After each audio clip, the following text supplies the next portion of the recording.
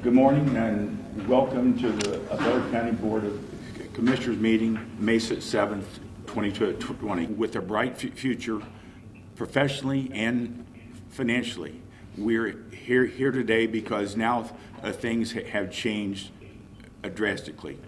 We have all been subjected to the daily helpings of gloomy predictions and unbelievable directives that have changed the way that we live.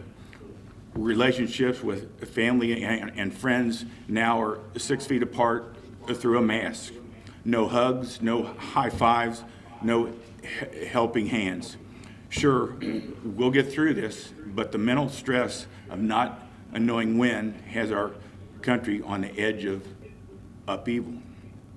This commission, years ago, took steps to preserve the financial stability to maintain the county's service responsibilities we are entrusted to perform. With our many precious businesses forced to close, brings us to an emotional and monetary day of reckoning. We, the commissioners, prepared for a recession, but not a shutdown.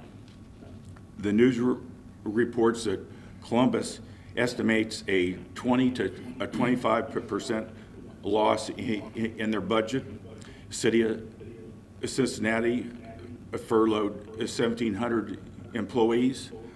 OMB reported yesterday estimates that the Federal Reserve will be down 35% in April.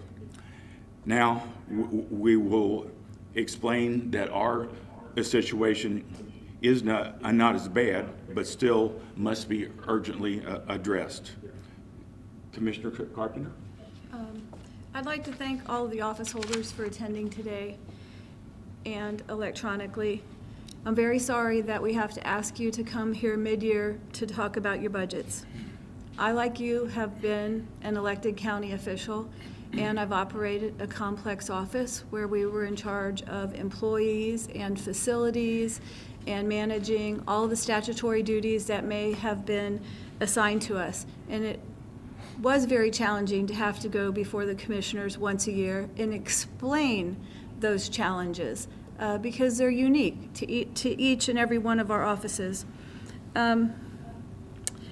And I think that the citizens don't understand how complicated it is for Butler County officials to operate their office, because what they see is us running them efficiently, effectively. I'm looking here at our judges, who don't have backlogs, who have orders that are upheld many times and are respected. We've got a clerk of courts who does a very good business around the whole region, and the sheriff who is renowned across the United States, and all of our deeds, of course, are filed promptly. So I'm proud of the office holders, and the citizens of this county are proud of the office holders.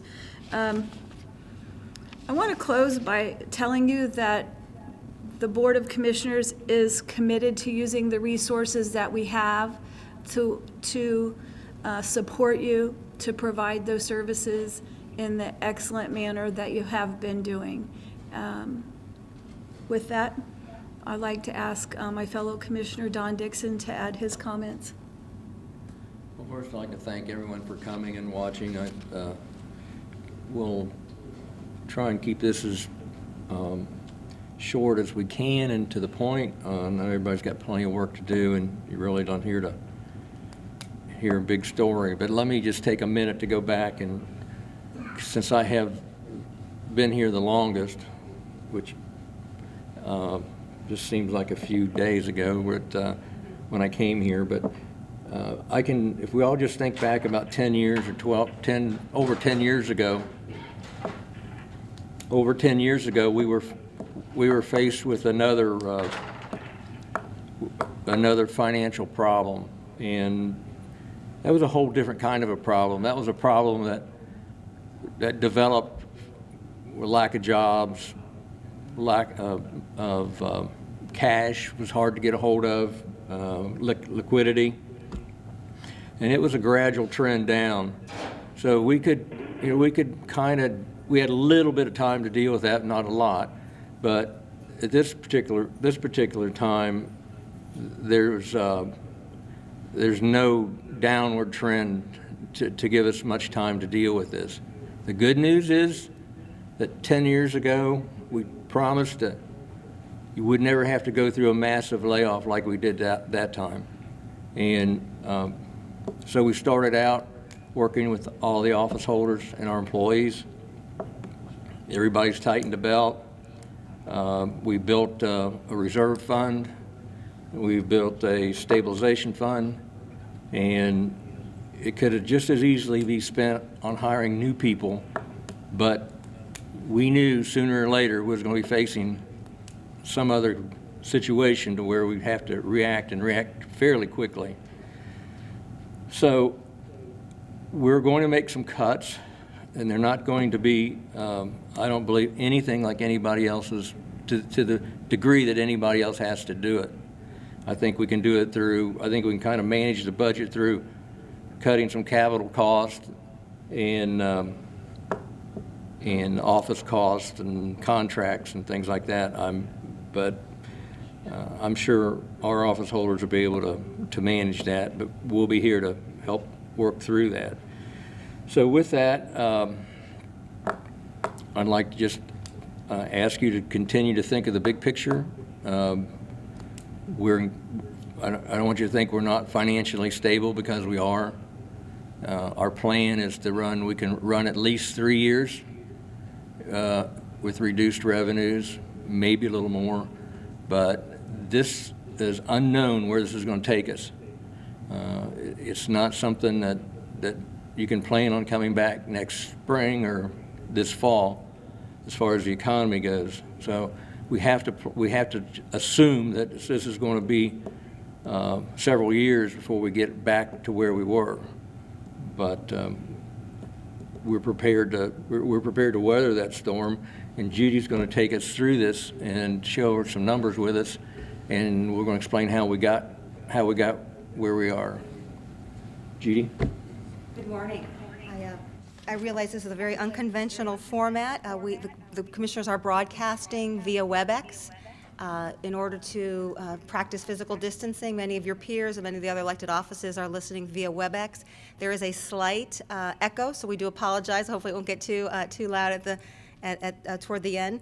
But also, we are also streaming Facebook Live through TV Hamilton, so that we can accomplish sunshine laws and accommodate the public through viewing and also participation should they have questions or comments. So very briefly, as the commissioners indicated, I'd like to just kind of take you through. We will have, if it's okay, we'll have questions and comments contained at the end, if that's all right with you all. We just want to get through the presentation fairly quickly. I do want to thank the Board of Commissioners for their leadership, and for all of you, the elected offices, and all of the staff, for your patience as administration has developed financial assumptions based on the economic volatility caused by COVID-19. All of us have observed the 380,000+ residents of Butler County, your own experiences and your own personal lives. We've seen the devastation of the coronavirus, not only on our daily life, but also our family, friends, and neighbors. And the county finances are no exception. For the 22 general fund operating budget, administration is projecting a 16.7% decrease in general fund revenues. This calculates to a $17.9 million deficit. Should assumptions be realized and there is no intervention to reduce the expenditures or identify additional resources of funding. As I share some general assumptions of the projected reductions to the 2020 general fund revenues, I just want to share a few disclaimers. Please, we do understand that this predictive model was not performed in a vacuum. The staff did consult with many resources, many of you in your own revenue resources. We did consult with you in what you see in terms of your expertise. We also looked at other economic indicators and indices. Additionally, we will continue to test these assumptions. We understand that this model is fluid. We understand that the economy is changing daily based on our own personal consumer habits. So we will continue to monitor that for quality assurance. and also, as I said, identify the trends and the predictions of what's happening in the real time in the economy. Just a few of the assumptions, and again, these can be argued. We tried our best, again, looking at all sorts of resources to identify what is really happening out there and how is it impacting the primary revenue sources of county general fund. Obviously, sales tax is 45% of the county's general fund revenue source. We've enjoyed over the last several years $44 million in revenue from this source. We are predicting a 30% decrease for end of year in 2020. So we are looking at, as I said, a 30% decrease. Property tax is probably the next highest revenue source for Butler County. 14.5 million we've enjoyed with the rollback, homestead rollback at 1.5 million. Looking at a 10% reduction, not in the value of property this year, but for delinquencies in the second half. Just a few more I want to emphasize. Property transfer tax, we consulted with Auditor Reynolds' office, and we are predicting a 20% reduction in property transfer. Recorder's fees are staying constant. Interest earned on income, we spoke with Treasurer Nix, and there is a reduction to that. Local government fund, although we didn't show a reduction this year, it is a very small amount of our local government, our general revenue source. But we all know what the state is going through, and so we are predicting somewhat of a decrease. We understand that there's other sources of funding that may be available to make that spread. Casino tax, building regulation, all things that are based on the economy. We've tried to adjust. So our adjusted revenues, we predicted at the beginning of the year for 2020, your adopted budget by the commissioners was $109.5 million. As I said, we've adjusted to $89.5 million. So that's a $20 million difference in revenue collections for 2020. I've said this before, we're not trying to play Chicken Little. We really aren't. We don't want to run around with our heads cut off and the sky is falling. But we felt to be fiscally responsible to the taxpayers because they are suffering as well, equally, and if not more. We wanted to be very fiscally responsible in these projections.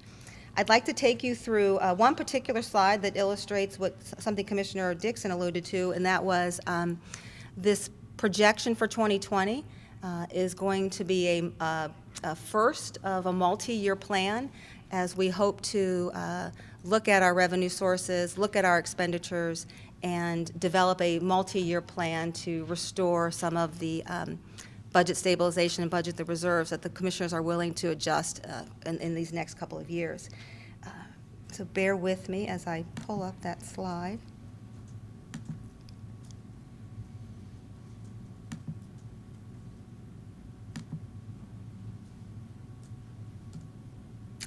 So this is just a cash balance sheet. Many of the accountants are familiar with this.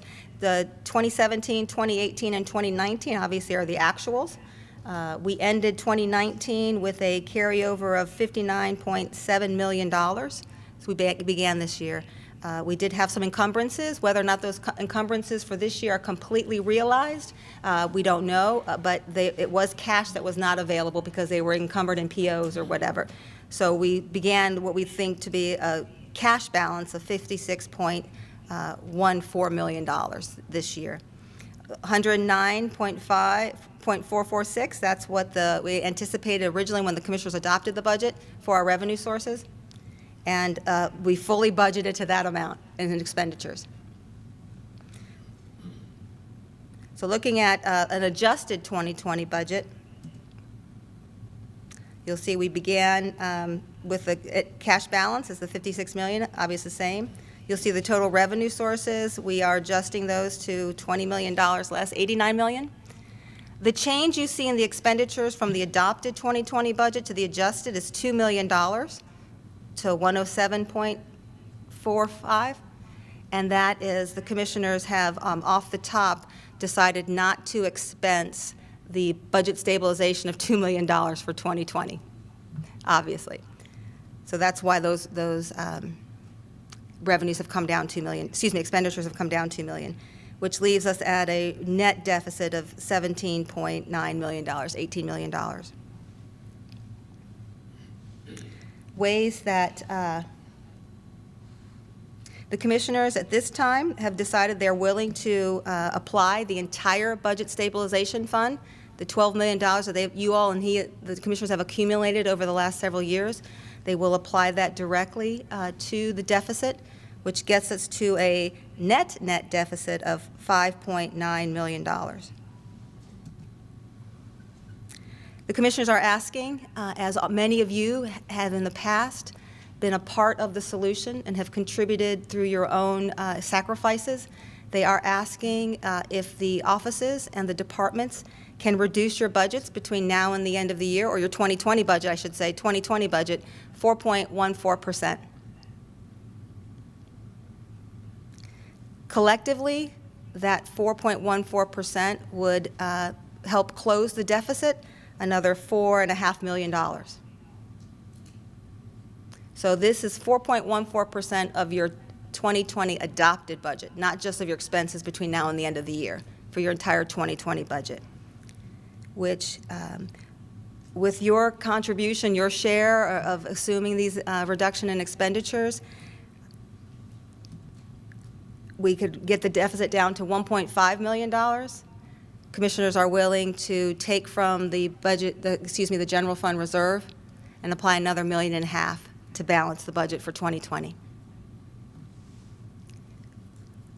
Administration, we perfectly understand that these numbers are numbers. Everything's built on these assumptions. We understand that they're fluid. We understand that they'll change.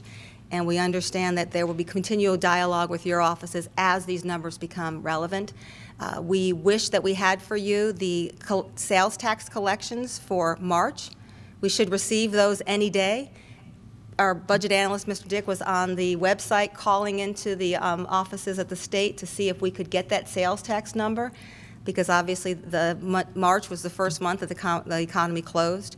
So we really wanted to see what those numbers were. We are projecting a 75% decrease in collections for March and April, or 65% for March and April. Pretty significant.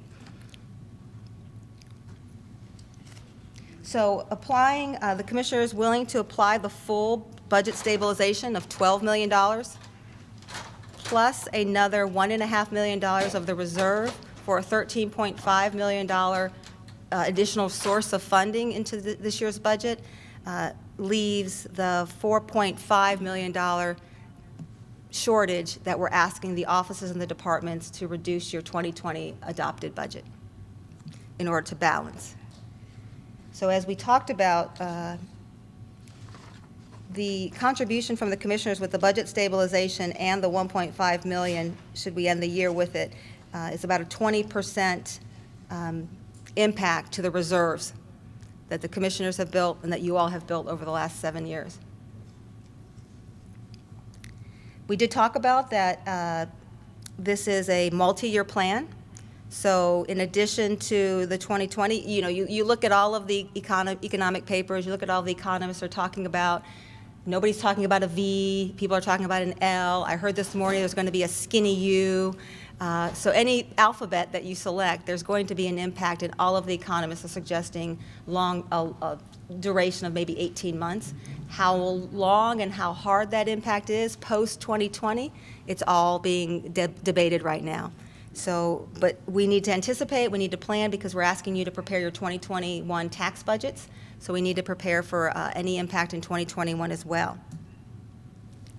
So looking at 2021, you see with the additional resources, your sacrifice in cutting your budgets, you'll see that our carryover is reduced to $54.6 million. That's how we would start 2021.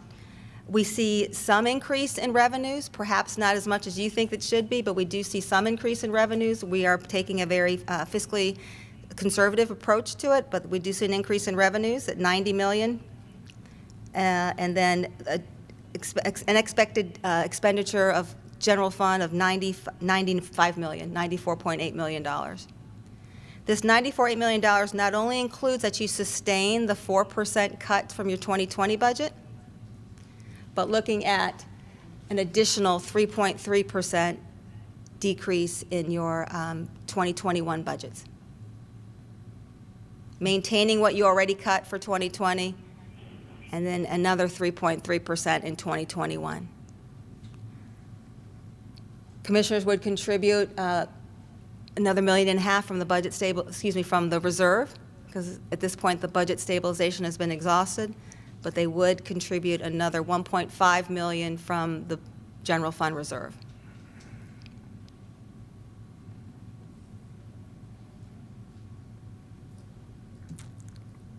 And then 2022, you'll see we would end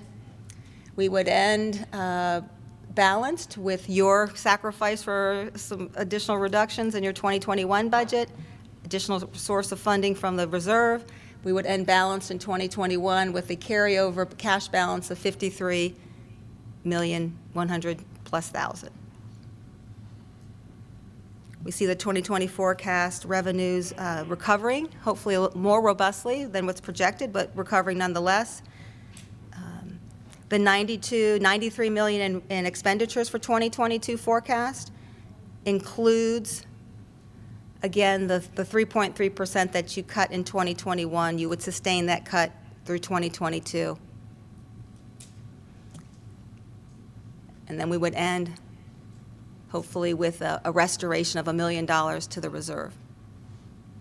Again, today is just the opportunity to start the conversation, start the dialogue.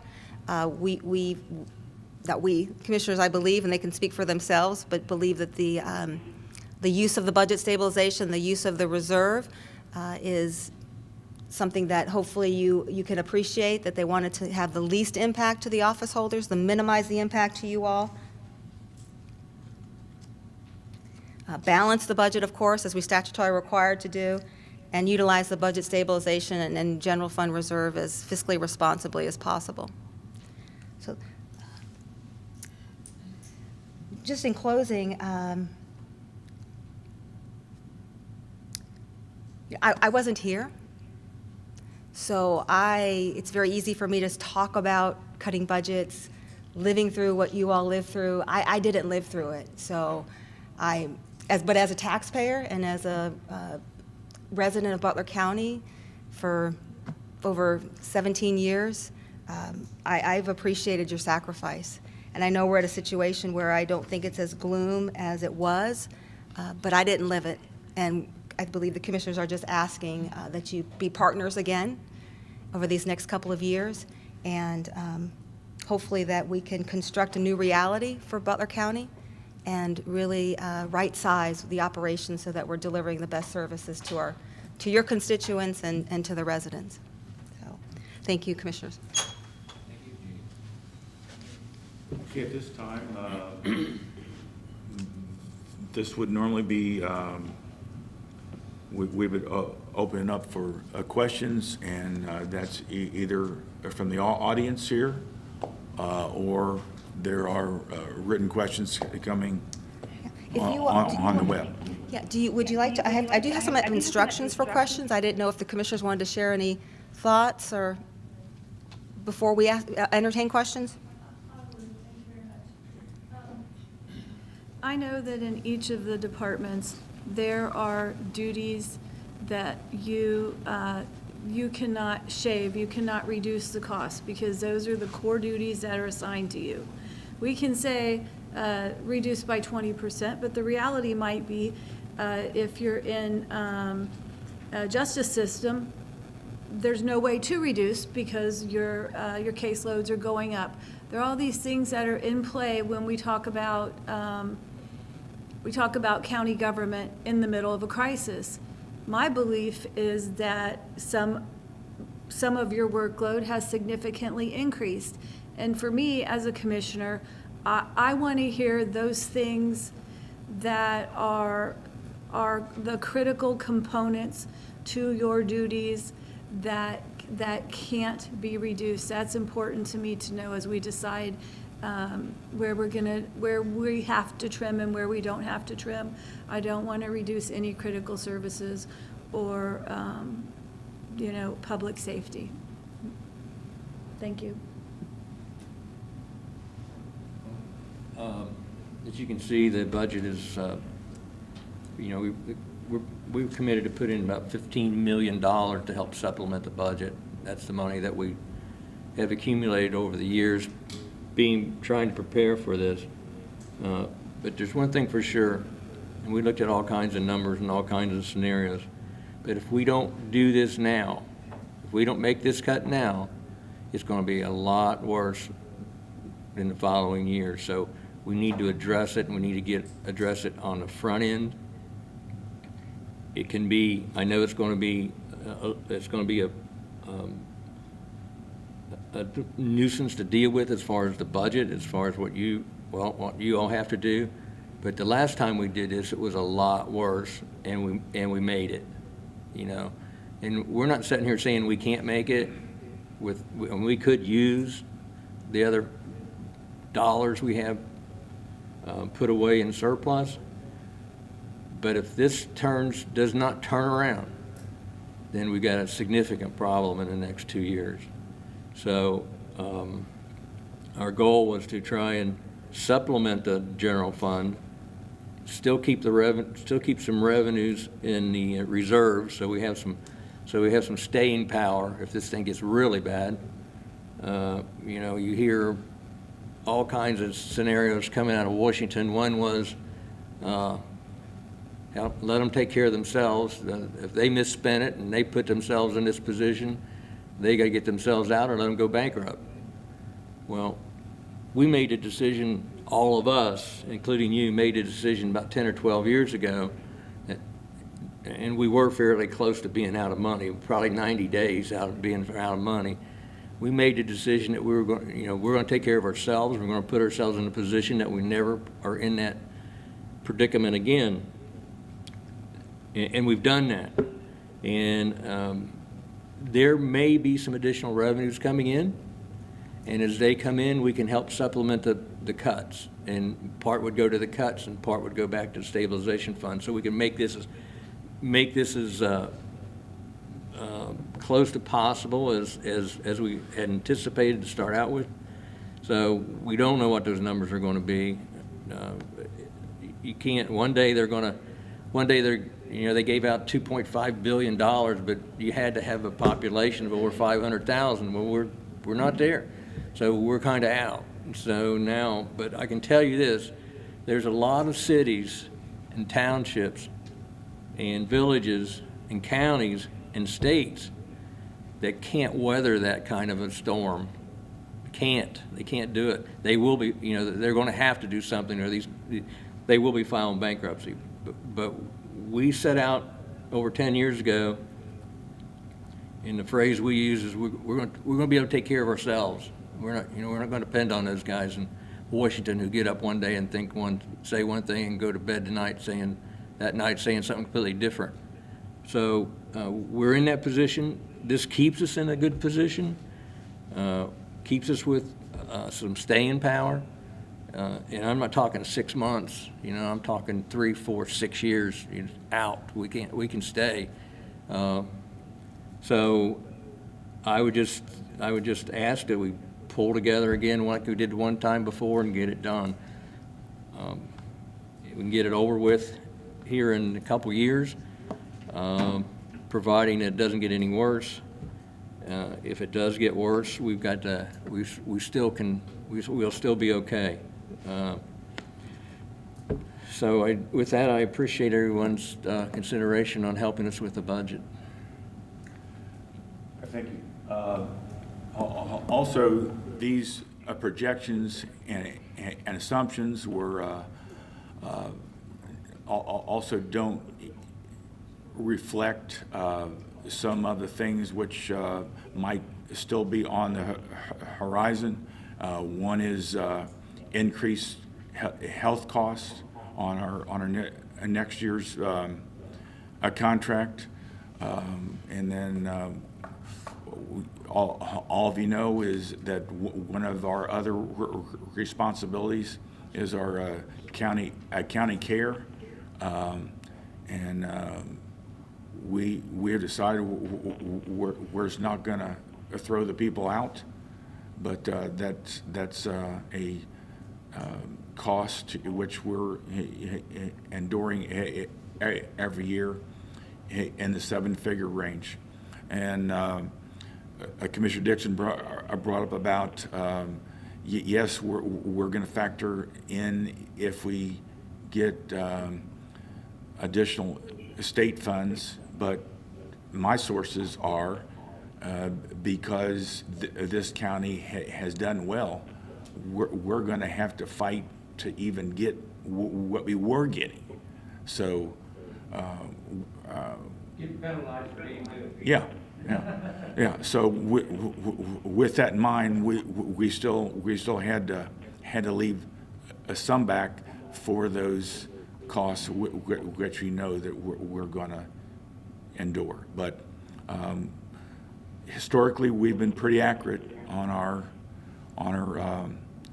revenue and expense assumptions, and we made the best deals to make the purchases which you've all heard of.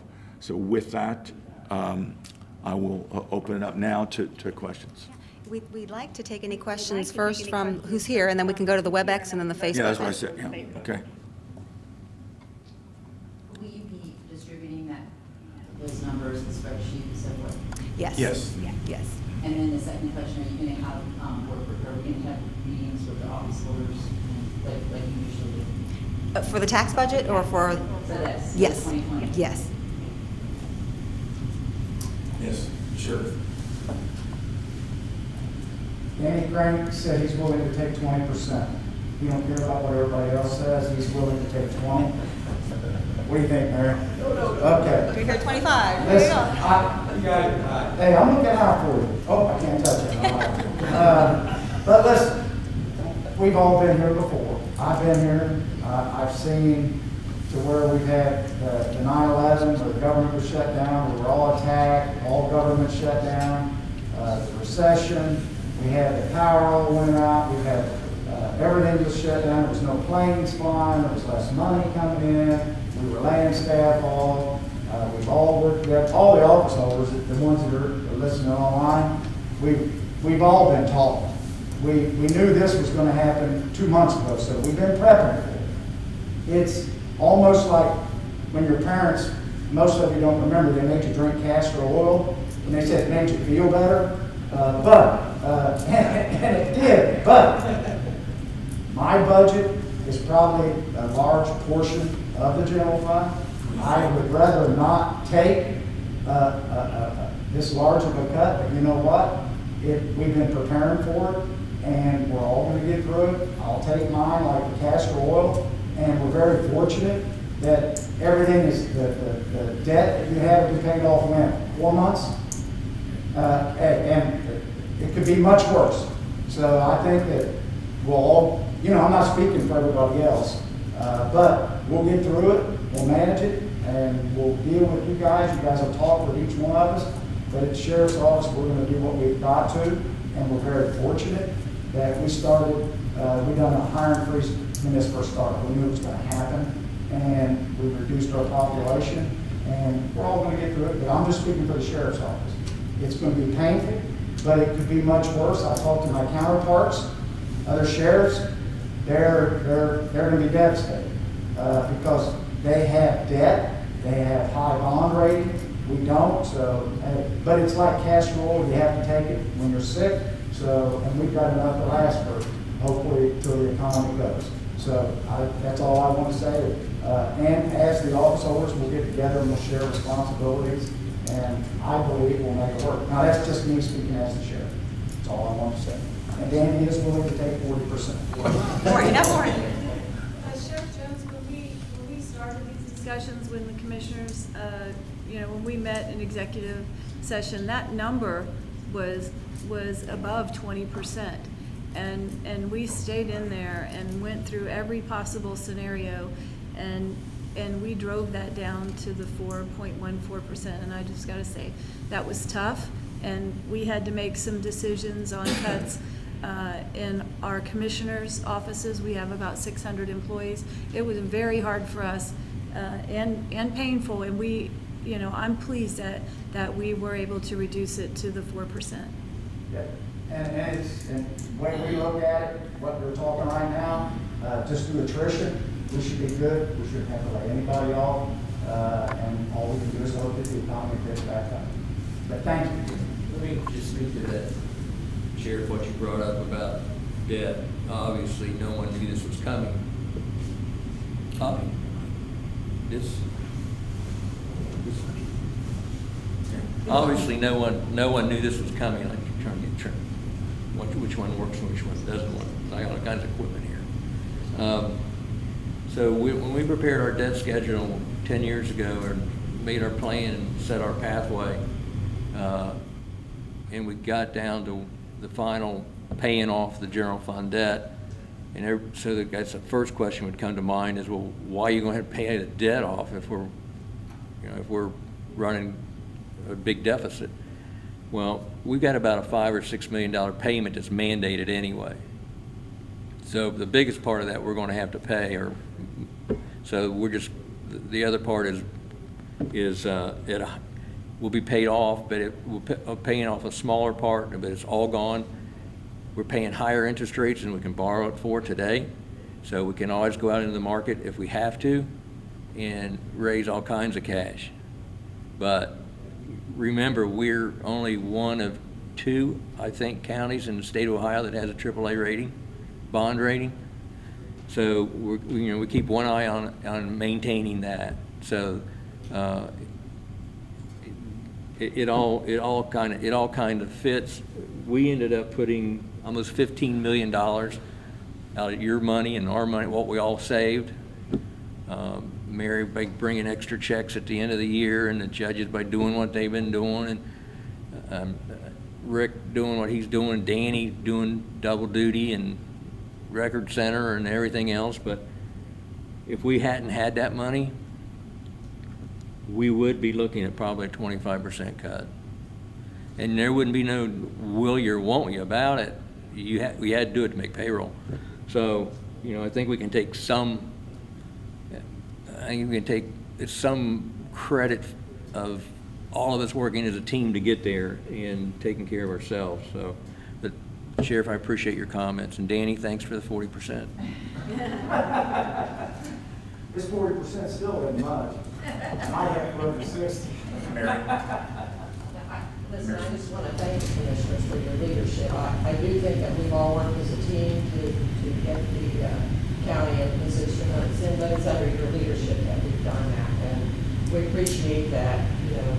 That the situation is not as dire as it certainly could be if we all hadn't gotten us to this position. So thank you for that. Thank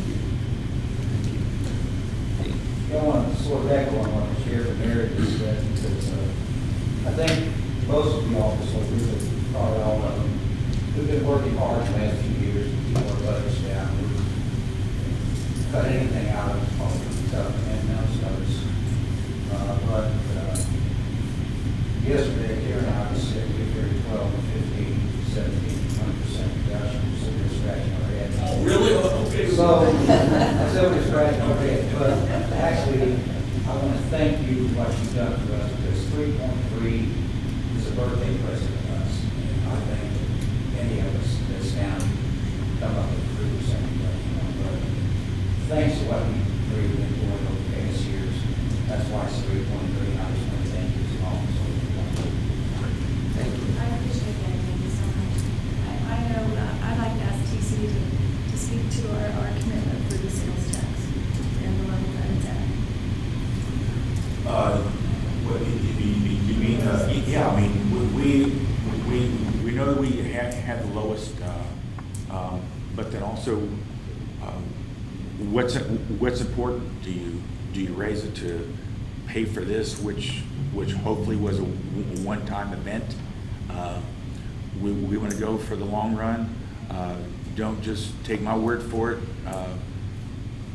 Pick up other sources, and with our reserves, with our credit rating, and also with our expenses and our economic growth, we're either the strongest county in the state, or maybe a number 2, and the number 1 would be Franklin, but they get all the state money anyway. Just saying. So we want to maintain that, but we have continued to do this, which allow us to have options. And With that being said, is there anything here else, or is there a question on the web? Any other questions? So we are inviting the WebEx attendees to also question, and we did receive one. A couple had some difficulty with hearing, but we'd be more than happy, as we said, to come visit all of you and talk about this more thoroughly. We did have one question from a participant that says, the 10% delinquency taxes, will they eventually catch up? And I think Treasurer Nix can probably answer that question best, but yes, because at some point taxes must be paid, so delinquencies will be collected. Okay, that appears to be the only question. Okay, I know, and tell me Any if I from can do Facebook? this. But, And no questions from Facebook. All right, so this was a meeting just to address the budget.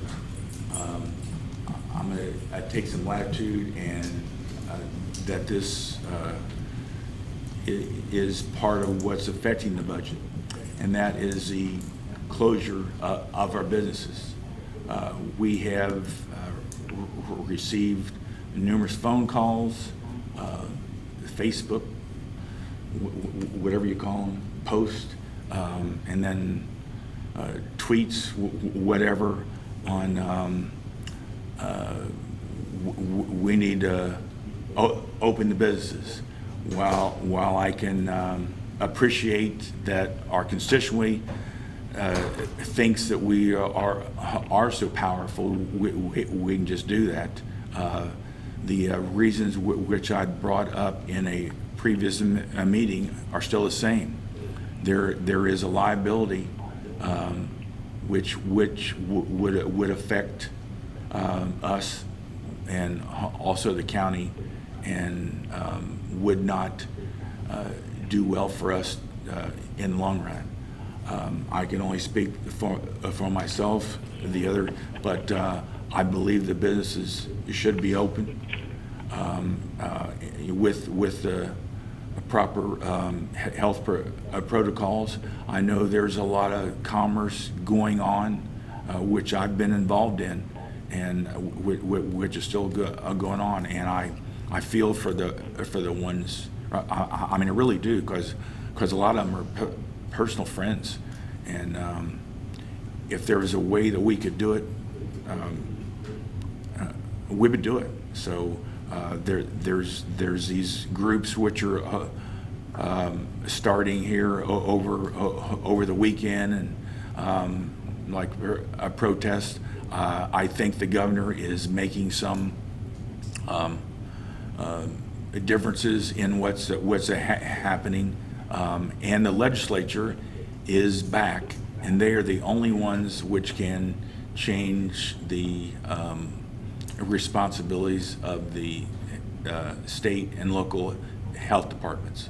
So as long as they have the power, we have to relinquish this to all of them. I'm just saying that. I'm not trying to be sensitive about that, but I just want to reaffirm that if there was a way to do it, we would do it.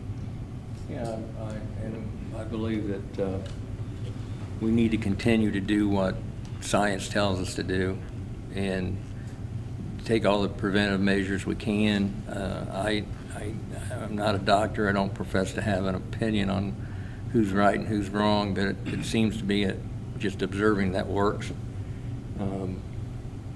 I think I hope there's a vaccine fairly soon. If there's not, we're going to be dealing with this for a while, and it's not good for anybody. So I don't profess to have an opinion on who's right and who's wrong on that, but I would just encourage everyone to do what we do, and we follow the science and follow the health department directives, and we'll get through this. But we do want to see the businesses open up, that's for sure. I mean, all of us are feeling that, but that's a tough decision to weigh as how that works out. But hopefully we're making some big strides in some vaccines and some medicine, but I would urge everyone to continue the practices, because let's be on the safe side anyway.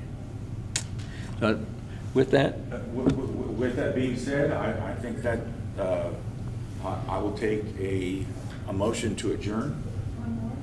Okay. And I am going to share this on behalf of our Health Commissioner, Jennifer Baylor. Please wash your hands. Just soap and water, wash your hands, 20 seconds. I appreciate that. Thank you. Mr. President, point of order. Yes, I'm hi. so sorry to interrupt. I did not, and I should have. I really wanted to thank IT. They organized, created this, and hopefully it was a success.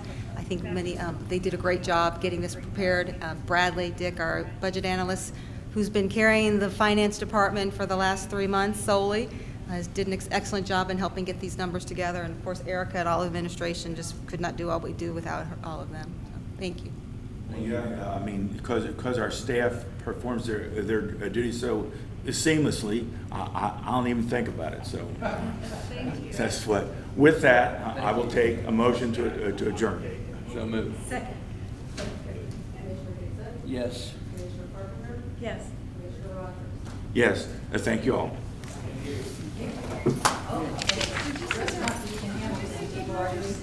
Yeah.